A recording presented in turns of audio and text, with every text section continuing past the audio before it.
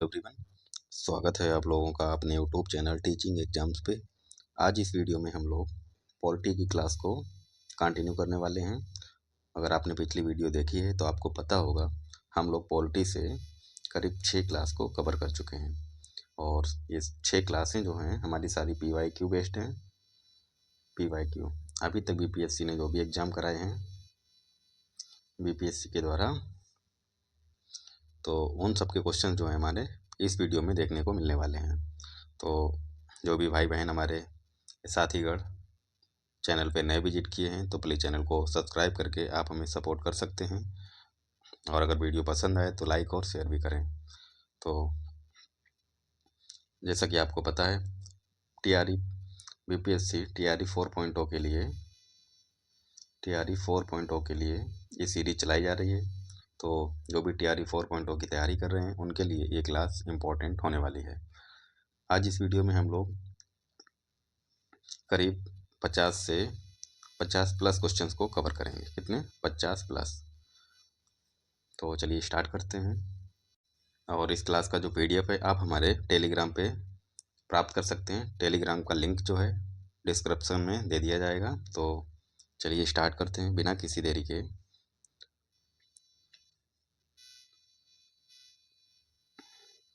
आज का हमारा जो पहला क्वेश्चन है वो देखते हैं। भारतीय संविधान के निम्नलिखित अनुच्छेदों में कौन राज्य की विधानसभाओं के निर्वाचन का प्रावधान प्रस्तुत करता है? तो क्वेश्चन हमारा क्या कहता है, जो अनुच्छेद दे रखे हैं उनमें से कौन राज्य की विधानसभाओं के निर्वाचन का प्रावधान प्रस्तुत करता है? तो ये अनुच्छेद 170 में इसका प्रावधान दिया गया है। तो राइट आंसर हमारा ऑप्शन ए हो जाएगा। और इसके अलावा अन्य अनुच्छेद भी देखते हैं। अनुच्छेद 170 जो है विधानसभाओं की संरचना से संबंधित है। ठीक है, ये तो हमने पढ़ लिया। अगर अनुच्छेद 176 की बात करें तो राज्यपाल का विशेष अभिभाषण से संबंधित है। किससे? राज्यपाल के विशेष अभिभाषण से। अगर अनुच्छेद 178 की बात करें तो विधानसभा का अध्यक्ष और उपाध्यक्ष से संबंधित है। ठीक है, ये अनुच्छेद भी साथ में देखते चलेंगे क्योंकि एक क्वेश्चन के साथ साथ कई क्वेश्चन कवर हो जाएंगे। अगला क्वेश्चन देखते हैं। क्वेश्चन है हमारा, यदि किसी राज्य की विधानसभा का अध्यक्ष यानी कि स्पीकर जो है अपना पद जो है त्यागना चाहें तो उसे अपना त्यागपत्र किसको देना चाहिए? इम्पोर्टेंट क्वेश्चन है।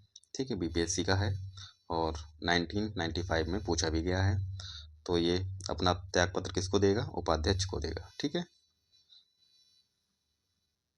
देखिए संविधान के अनुच्छेद 179 के अनुसार विधानसभा अध्यक्ष अपना त्यागपत्र किसको देगा? उपाध्यक्ष को। ठीक है, पहले संबोधित करेगा फिर त्यागपत्र देगा। अगला क्वेश्चन देखते हैं। क्वेश्चन नंबर 10 क्या कहता है, राज्य की मंत्रिपरिषद सामूहिक तौर पर किसके प्रति उत्तरदायी है? राज्य की बात करें तो किसके प्रति उत्तरदायी होती है?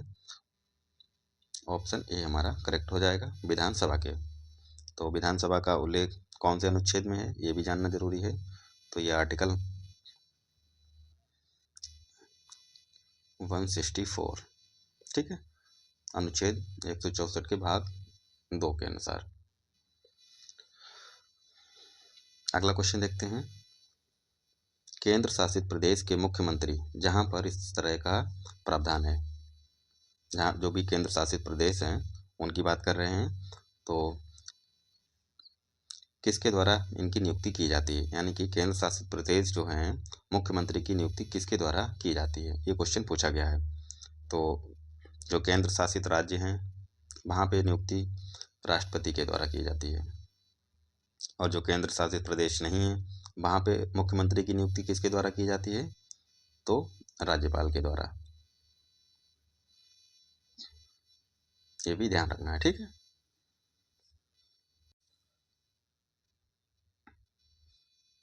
अच्छा, राष्ट्रपति का जो प्रावधान है किस में दिया गया? आर्टिकल में 239A में दिया है। ठीक है, ये भी याद रखना है। अगला क्वेश्चन देखते हैं। क्वेश्चन है हमारा,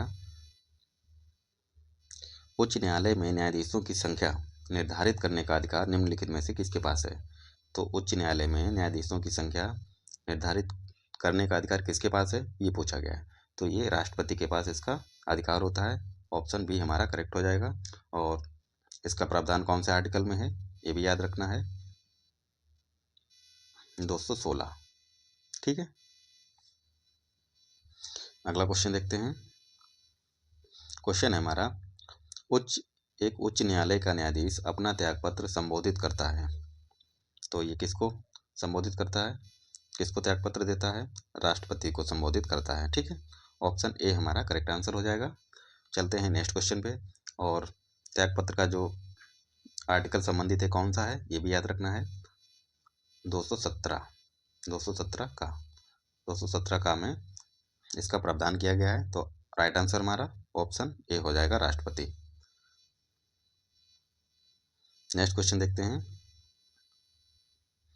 क्वेश्चन है हमारा, किस उच्च न्यायालय ने यह फैसला दिया कि एक ही बार में 3 बार तलाक कहने से तलाक होना गैर कानूनी है?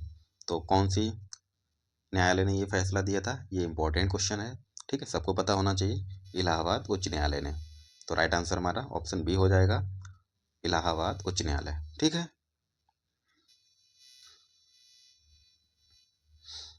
इंपॉर्टेंट क्वेश्चन है ये, इसका फैक्ट भी देखेंगे।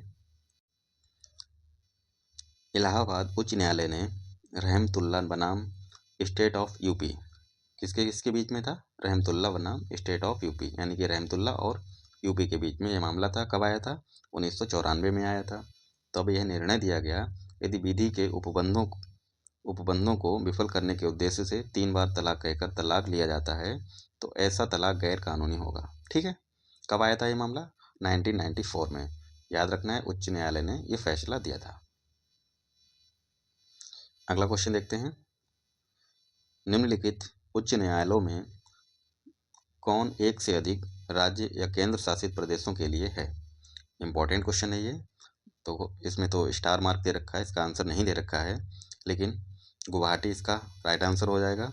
गुवाहाटी के अलावा मुंबई भी इसका करेक्ट आंसर होगा। तो इसके 2 आंसर होंगे, गुवाहाटी और मुंबई, क्योंकि मुंबई और गुवाहाटी में एक से अधिक राज्यों के लिए न्यायालय है। ठीक है,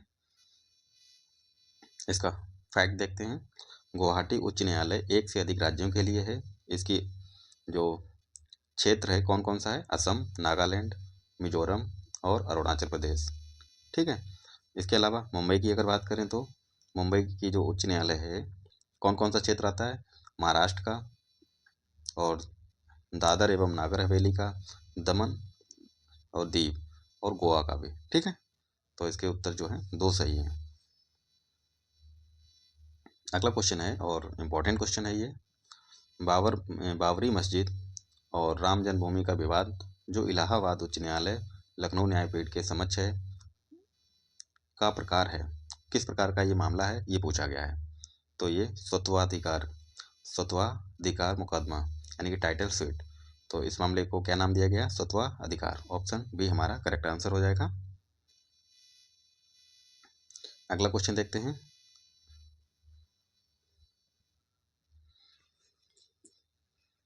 निम्न में से किस वर्ष सरकारिया आयोग, जिसे केंद्र राज्य संबंधों में परिवर्तन की संस्तुति का अधिकार दिया गया था, ने अपना प्रतिवेदन जमा किया था?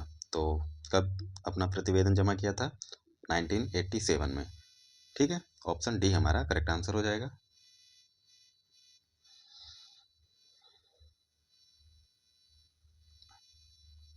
सरकारिया आयोग के बारे में थोड़ा जान लेते हैं, इम्पोर्टेंट है ये। सरकारिया आयोग, जिसे केंद्र राज्य संबंधों की समीक्षा के लिए गठित किया गया था, किसके लिए? केंद्र और राज्यों के संबंधों की समीक्षा के लिए। और 27 अक्टूबर 1987 को आधिकारिक तौर पर अपना प्रतिवेदन जमा किया। वर्ष 1983 में केंद्र सरकार ने सर्वोच्च न्यायालय के सेवानिवृत्त न्यायाधीश RS सरकारिया की अध्यक्षता में एक 3 सदस्यीय आयोग का गठन किया था। अध्यक्ष कौन थे? RS सरकारिया। और इसके बाद इस आयोग ने केंद्र और राज्य संबंधी सुधार की दिशा में 247 सिफारिशों को प्रस्तुत किया था। ठीक है, इंपॉर्टेंट है, कब किया था? 1987 में। अगला क्वेश्चन देखते हैं। भारतीय संविधान का अनुच्छेद 300 किससे संबंधित है? इंपॉर्टेंट क्वेश्चन है ये। तो किससे संबंधित है ये?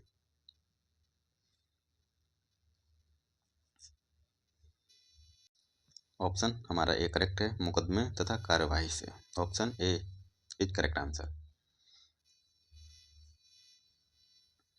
अगला क्वेश्चन है हमारा, इंपॉर्टेंट है ये, 2011 में पूछा गया है।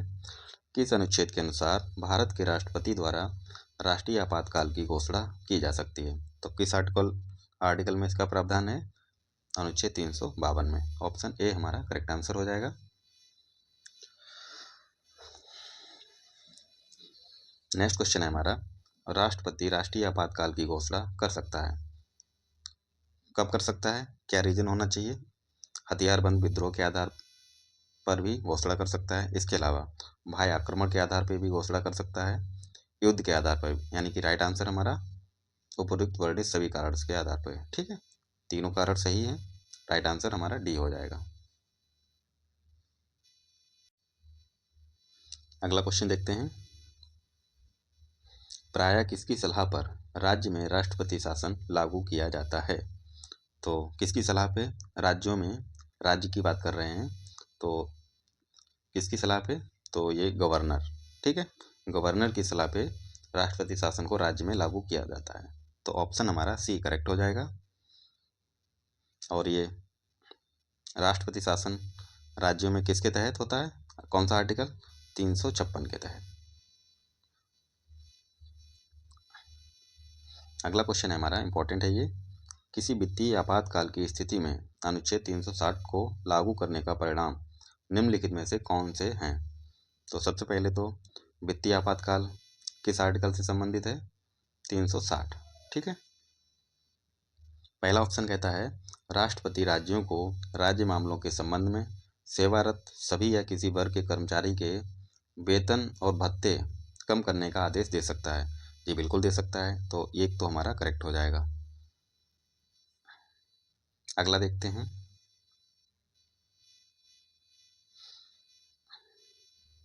अगला ऑप्शन क्या कहता है? राज्य विधानमंडल द्वारा पारित धन विधेयक या अन्य वित्तीय विधेयक को राष्ट्रपति के विचारार्थ आरक्षित रखने की आवश्यकता नहीं है। तो नहीं है, यही गलत हो जाता है, आरक्षित रखने की आवश्यकता है। ठीक है, तो एक दूसरा हमारा गलत हो जाएगा। तीसरा क्या कहता है? राष्ट्रपति उच्चतम न्यायालय और उच्च न्यायालयों के जजों के साथ संघ मामलों के संबंध में सेवारत सभी या किसी वर्ग के कर्मचारियों के वेतन और भत्ते कम करने का आदेश दे सकता है। तो ये सही हो जाएगा, दे सकता है। ठीक है, वेतन और भत्ते कम करने का आदेश दे सकता है। अगला पॉइंट क्या कहता है? राज्य विधानमंडल द्वारा पारित होने के बाद धन विधेयक या अन्य वित्तीय विधेयक राष्ट्रपति के विचारार्थ आरक्षित रखे जाएंगे। तो ऑप्शन 4 जो है हमारा ये भी करेक्ट है। ठीक है, तो गलत कौन सा था? 2 नंबर वाला। तो राइट आंसर हमारा क्या हो जाएगा? 1, 3 और 4 सही पूछा गया है। ठीक है, तो ऑप्शन ए हमारा करेक्ट आंसर हो जाएगा, 1, 3, 4। नेक्स्ट क्वेश्चन देखते हैं।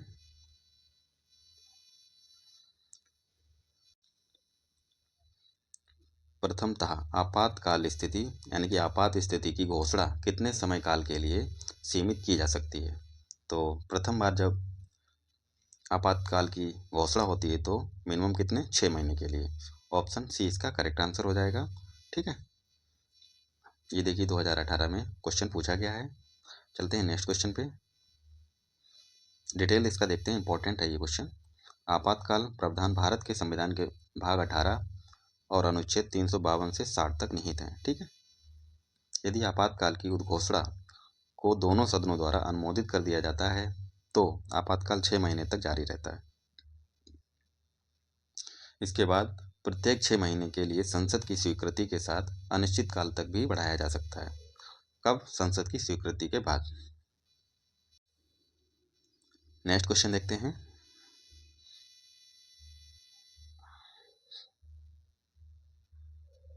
भारत के वित्त आयोग के संदर्भ में निम्नलिखित कथनों पर विचार करें। वित्त आयोग की बात करें तो वित्त आयोग एक सांविधिक निकाय है। सांविधिक नहीं, यह संवैधानिक निकाय है। संवैधानिक निकाय है, तो पहला तो गलत हो जाएगा। दूसरा क्या कहता है, संविधान के अनुच्छेद 280 के तहत वित्त आयोग स्थापित किया गया है, तो दूसरा सही हो जाएगा। तीसरा क्या कहता है, वित्त आयोग द्वारा की गई सिफारिशें प्रकृति में केवल सलाहकारी हैं, तो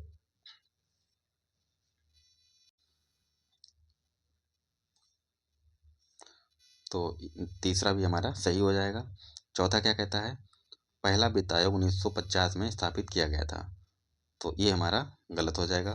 पहला वित्त आयोग कब स्थापित किया गया था, 1951 में। ठीक है, तो राइट आंसर हमारा दूसरा और तीसरा करेक्ट है, तो ऑप्शन 2 और 3 केवल, ठीक है, सी करेक्ट हो जाएगा। अगला क्वेश्चन देखते हैं। क्वेश्चन है हमारा, निम्न में से किस अनुच्छेद के अंतर्गत वित्त आयोग का गठन का प्रावधान किया गया है? तो कौन सा आर्टिकल है, 280। 280 किससे संबंधित है, वित्त आयोग से। ठीक है, अगला क्वेश्चन देखते हैं।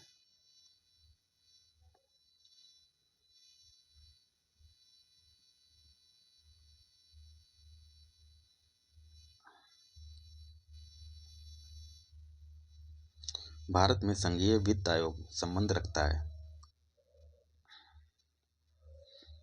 राज्यों एवं केंद्र के बीच वित्त से, तो ये राइट आंसर हमारा बी करेक्ट है इसमें। ठीक है, संघीय वित्त आयोग संबंध राज्य और केंद्र दोनों के बीच में। ठीक है, अगला क्वेश्चन है हमारा, योजना आयोग की स्थापना कब हुई थी? तो योजना आयोग की स्थापना 15 मार्च 1950 को हुई थी। राइट आंसर हमारा बी हो जाएगा। इसका डिटेल देखेंगे, क्योंकि योजना आयोग का संबंध जो है नीति आयोग से भी है। ठीक है, वित्त आयोग वित्त आयोग के विपरीत योजना आयोग एक संविधानेतर संस्था थी। ठीक है, इसका संविधान में कोई उल्लेख नहीं था। इसका गठन जो है केंद्रीय मंत्रिमंडल के संकल्प द्वारा 15 मार्च 1950 को किया गया था। ठीक है, डेट को याद रखना है। प्रधानमंत्री इसके पदेन अध्यक्ष होता है। इसका मुख्य कार्य केंद्र की पंचवर्षीय योजना तथा राज्यों की वार्षिक योजनाओं के संबंध में सलाह को देना। देखिए, 1 जनवरी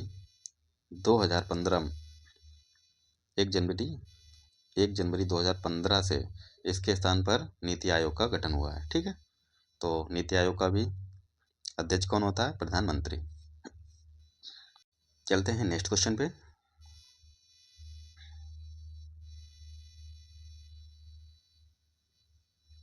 भारत के संविधान का कौन सा अनुच्छेद भारतीय निर्वाचन आयोग की स्थापना से संबंधित है? तो किस आर्टिकल में, अनुच्छेद 324।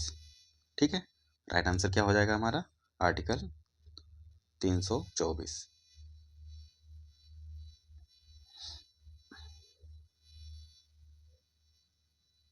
अगला क्वेश्चन देखते हैं। व्यवस्थापिका के रिक्त स्थान की पूर्ति के लिए होने वाले विशेष चुनाव को क्या कहते हैं? तो उनको उपचुनाव कहा जाता है। ठीक है, तो राइट आंसर हमारा बी हो जाएगा। देखिए, उपचुनाव कब होते हैं ये देखते हैं। व्यवस्थापिका के किसी निर्वाचित सदस्य के निधन या इस्तीफा या हटाए जाने के कारण जो रिक्त स्थान हो जाता है, उसकी पूर्ति के लिए विशेष चुनाव को उपचुनाव यानी कि बाई इलेक्शन कहा जाता है। ठीक है, अगला क्वेश्चन है हमारा, केंद्र और राज्य की व्यवस्थापिकाओं के लिए मतदान की न्यूनतम उम्र की सीमा 21 वर्ष से घटाकर के 18 वर्ष की गई। तो ये किस आर्टिकल के संशोधन से की गई थी? देखिए, संविधान का 61वां संशोधन होता है, कब होता है, 1988 में। 1988 में। ठीक है, तो ये संशोधन का प्रस्ताव आता है 1988 में, लेकिन ये लागू कब होता है, 1989 में। ठीक है, तो राइट आंसर हमारा ऑप्शन सी हो जाएगा। 61वें संविधान संशोधन से 1989 से लागू होता है। अगला क्वेश्चन देखते हैं।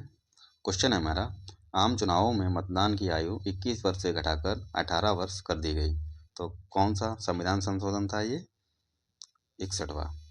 61वें संविधान संशोधन के द्वारा। ठीक है, चलते हैं नेक्स्ट क्वेश्चन पे।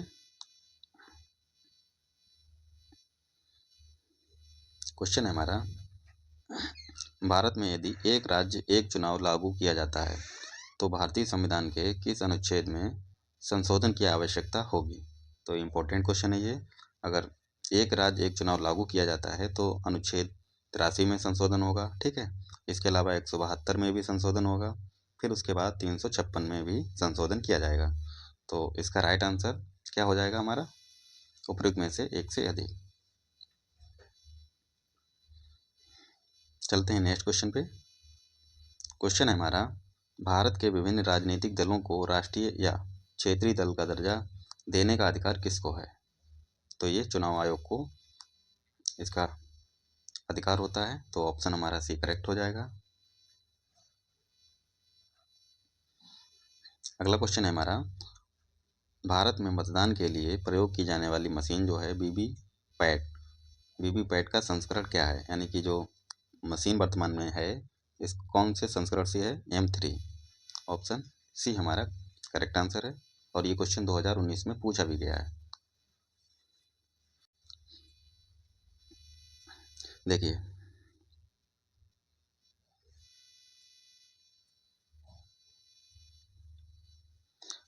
वीवीपैट का फुल फॉर्म क्या होता है? Voter verified paper audit roll. Voter verified paper audit trail. ठीक है, ये वीवीपैट का फुल फॉर्म है। वर्तमान में समय में मतदान के लिए प्रयोग की जाने वाली मशीन वीवीपैट की M3 संस्करण का चुनाव निर्वाचन आयोग द्वारा प्रयोग किया जा रहा है। ठीक है, अगला क्वेश्चन क्या है हमारा, भारत में किसी दल को राष्ट्रीय दल बनने हेतु पूर्व चुनाव में कम से कम कितना प्रतिशत वोट प्राप्त होना चाहिए? देखो, 4 या इससे अधिक राज्यों में वैध वोट का 10% नहीं, ये 6% होना चाहिए। ठीक है, तो ये ऑप्शन हमारा गलत हो जाएगा। 4 या इससे अधिक राज्य, ये तो सही है इतनी बात, राज्यों में वैध वोट का 6% होना चाहिए। तो दूसरा कहता है 4 या इससे अधिक राज्यों में वैध वोट का 4%, ये भी गलत हो जाएगा। 2 राज्यों में वैध वोट का 15%, ये भी गलत हो जाएगा। अगला है आधे से ज़्यादा राज्यों में वैध वोट का 6%, तो ये भी गलत हो जाएगा। तो उपयुक्त में से कोई नहीं। राइट आंसर क्या हो जाएगा? उपयुक्त में से कोई नहीं। अगला क्वेश्चन देखते हैं।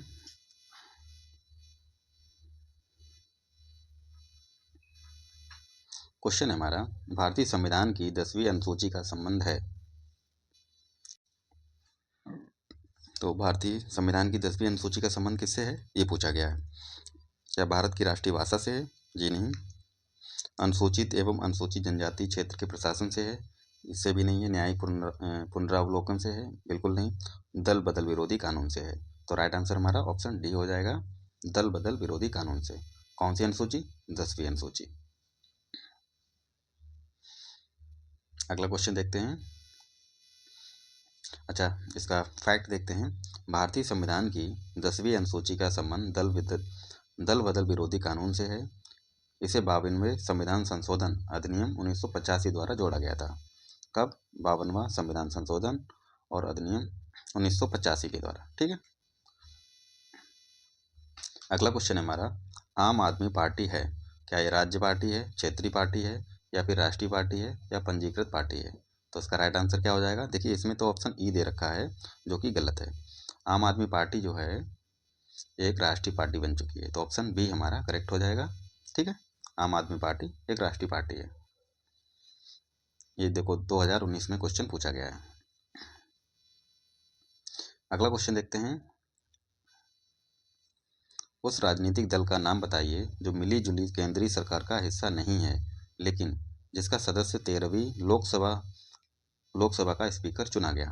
तो कौन सी पार्टी थी? Telugu Desam party. Option A हमारा करेक्ट हो जाएगा। चलते हैं नेक्स्ट क्वेश्चन पे।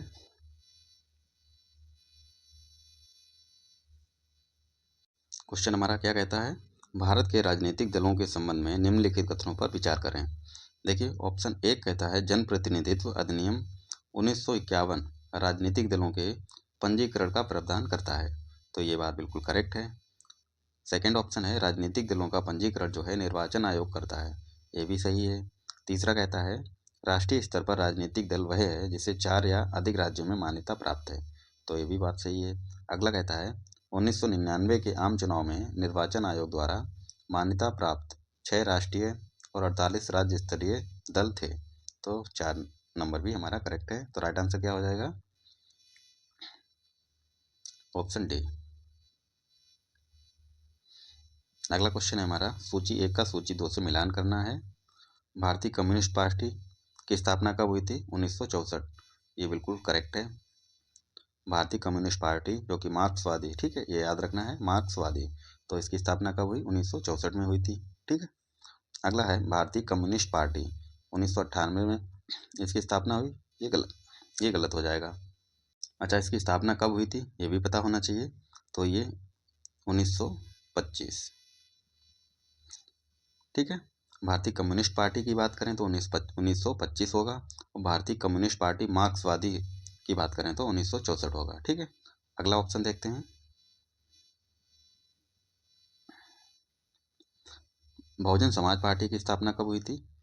ये 1984 में, ठीक है, 1984 में। अगला है ऑल इंडिया तृणमूल कांग्रेस, इसकी स्थापना कब हुई थी?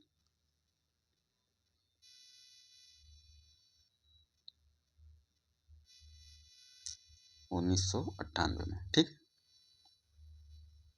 चलते हैं नेक्स्ट क्वेश्चन पे। क्वेश्चन है हमारा संवैधानिक प्रावधान के संशोधन का प्रावधान किस में दिया गया है? तो ये किस में दिया गया है? भाग 20 अनुच्छेद 368 में। ऑप्शन सी हमारा करेक्ट हो जाएगा।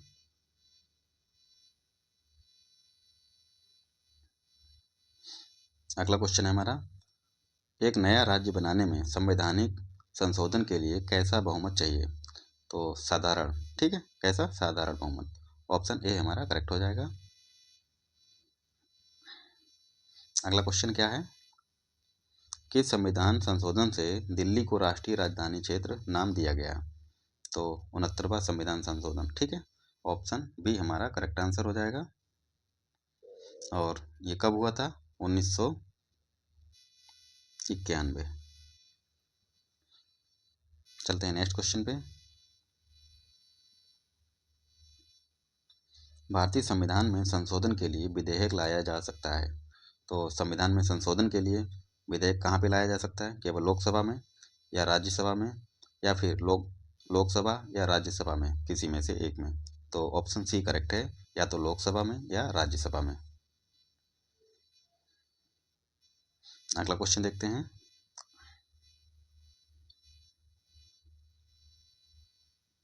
क्वेश्चन है हमारा भारतीय संविधान के लिए प्रथम संशोधन विधेयक लाया गया, कब लाया गया था?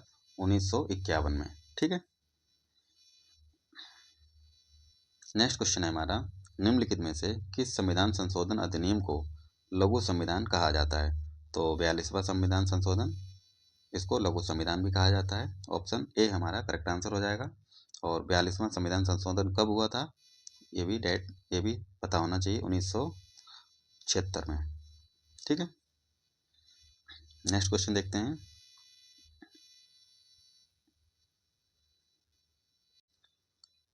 भारतीय संविधान के 42वें संशोधन के संबंध में निम्नलिखित कथनों पर विचार कीजिए।